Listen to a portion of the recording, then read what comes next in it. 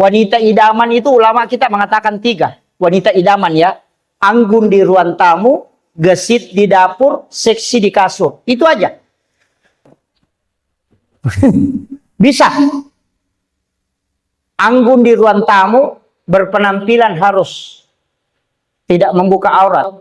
Gesit di dapur. Piring, gelas tidak bunyi, air panasnya sudah jadi. Kadang ada istri itu, suaminya sudah geleng-geleng kepala.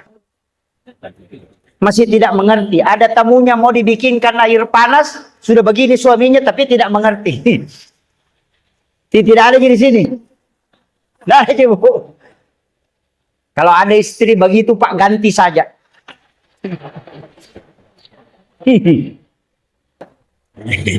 Jadi masalah itu.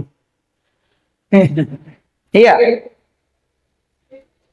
Kemudian seksi di kasur.